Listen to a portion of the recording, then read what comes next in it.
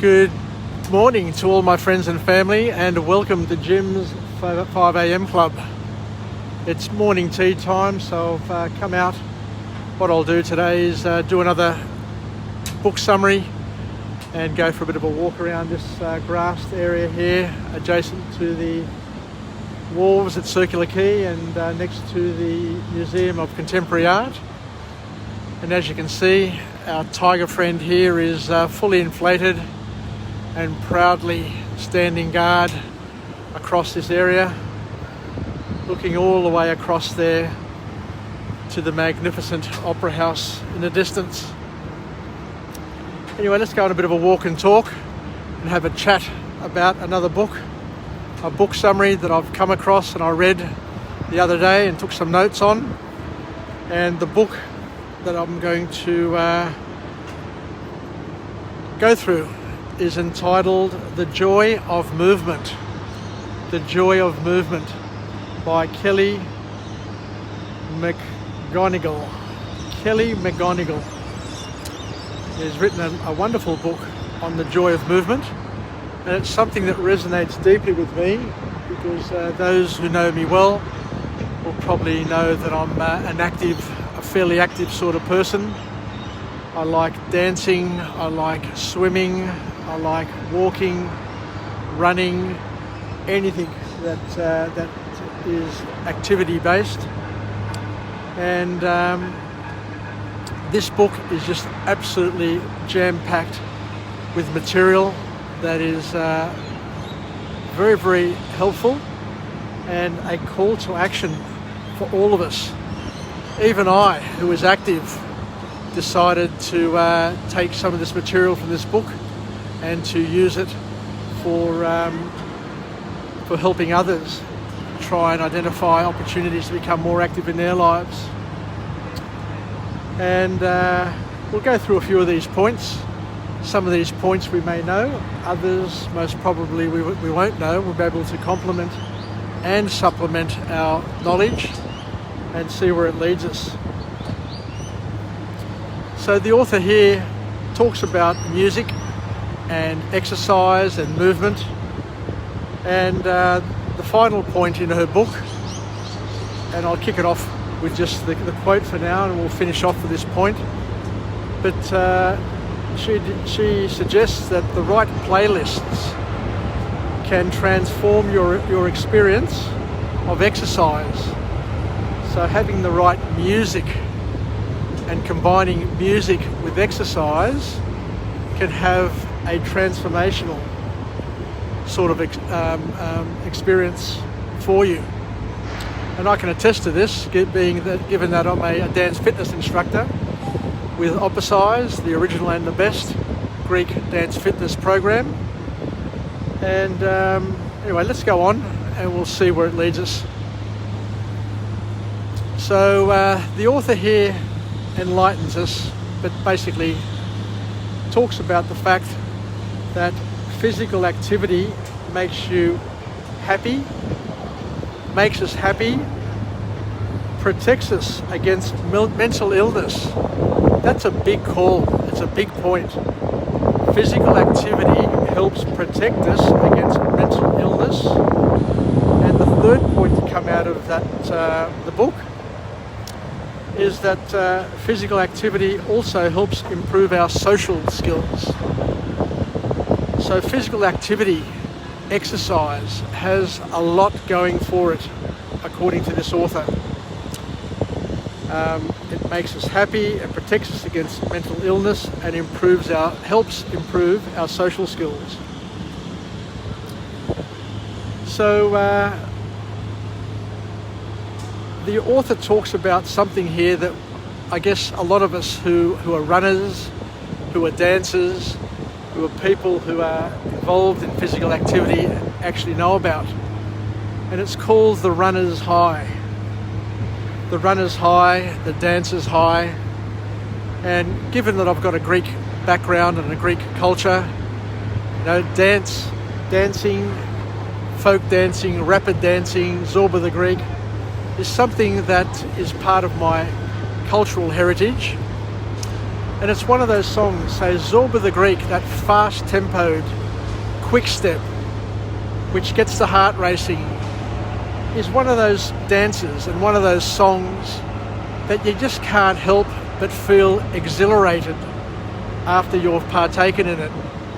And everybody I know, be it a wedding, be it a christening, be it a birthday party, as soon as Zorba the Greek comes on, everybody wants to get up on the dance floor and dance Zorba the Greek. So, and the reason why it is so popular is that it does give you a runner's high. And talking about runner's high, the whole concept of a runner's high have been talked about over history, and as early as 1885. And they talked about the fact that the runner's high gives you a high which is similar to the high that you get from partaking in cannabis, for example. And the reason why we are given a high from running, from dancing, from high octane physical activity is that we have these things in our brain, and I'll try and pronounce it. They're called endocannabinoids. Endocannabinoids are chemicals that are produced in our brain which are used to help decrease pain and improve our mood and set positive neurotransmitters like dopamine and endorphins flooding around our system. So it's the activity, the high octane activity that we partake in that stimulate chemicals in our brain that decrease the pain, help decrease the pain. And why is it important to decrease the pain? Because by decreasing the pain means that you can do it for longer and get more of these stimuluses and hormones being secreted in our endocrine system. So these chemicals, these wonderful chemicals that science has been able to enlighten us about, these wonderful chemicals are also effective and can also affect the way you react to other people. It leads to more cooperation. It leads to you being more generous. So being active, being a dancer, doing dance fitness, doing dance, all of these things are part of community, because scientists have been able to lead us to believe and to prove to a certain point that these activities and these chemicals help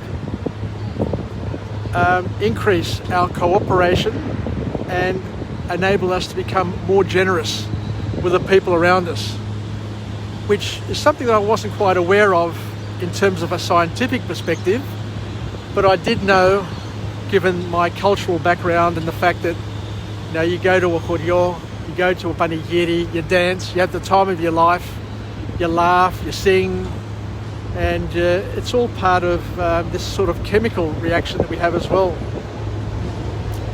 The author then goes on to talk a little bit more about this connection, and he says that drugs and exercise have a lot in common, but movement only brings the positive side effects, whereas the drugs tend to bring the negative side effects.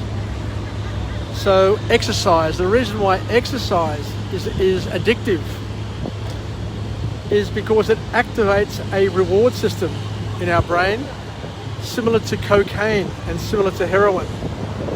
So these endorphins and dopamine and other chemicals that are triggered in our brains and that flood our bodies and our endocrine system are similar to drugs in many ways, similar to cocaine and heroin, according to the author. And that is why sometimes when we stop exercising or when we're not exercising, given that we've been exercising regularly in the past, you do go through withdrawal symptoms. And the withdrawal symptoms that we experience are things like anxiousness, irritability, insomnia, depression.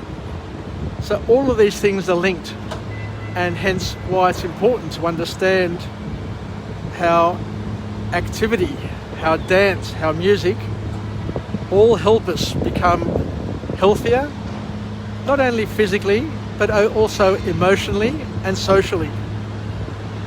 The key message from the author here is that it takes about 6 weeks of exercise, it takes about 6 weeks of dancing, it takes 6 weeks of activity to gain the results. And you need to do it on average about 4 days a week for you to get to a stage, to get to a point where it's really important and really useful for you, and that you've taken it on board and it becomes habitual. And the last point to come out of this book is how music, when combined with exercise and activity, helps you hit peak performance. And it's not any type of music, but it's music to a certain beat. And the author has been able to, through science, prove and show that exercise to music makes or helps people take up less oxygen.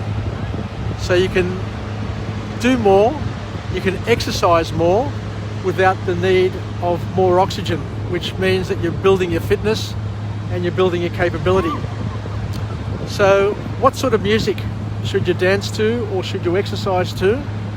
And the author suggests music which has approximately 120 to 140 beats per minute. And this sort of music is a sort of beat that your heart beats at when you're in your aerobic state. Your perfect aerobic state, depending on your age of course, is between 120 to 140. And if you can find music that has a beat to that sort of rhythm, then you're more able to go harder, be better, be faster, and be stronger. So consider the opportunity to become active. Consider the opportunity to do exercise, but also consider the opportunity to combine those things, to combine activity, exercise, music, and a social environment. And that is the sort of thing that I do on a regular basis, and it's called opposize. So I'm not trying to push opposize, I'm just trying to build a bridge between the material that this author talks about in his book and a program that I'm involved with.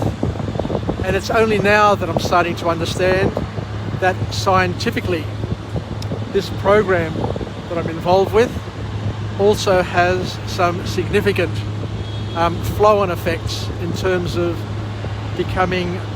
enabling you to become physically active, which has a flow-on effect to your mental state, your mood, your social ability, and all the other things that we've talked about.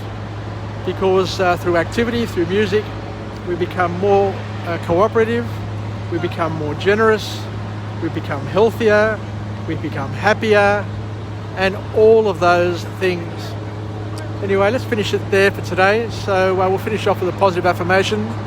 I'm alive, I'm well, and I feel absolutely great.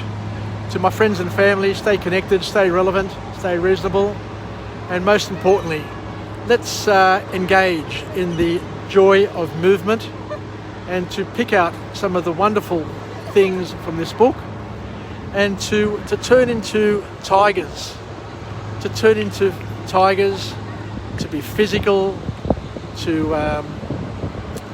get our heartbeats up to the 120, 140 state, to listen to music like the Eye of the Tiger, which has that sort of beat rate.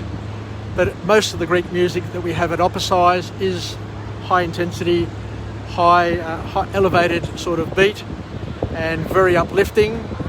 And I guess I'll leave it there. So thank you very much for joining me on this episode of Jim's 5am Club, and I look forward to chatting to you again later on, where we go through another book summary on this wonderful summer day.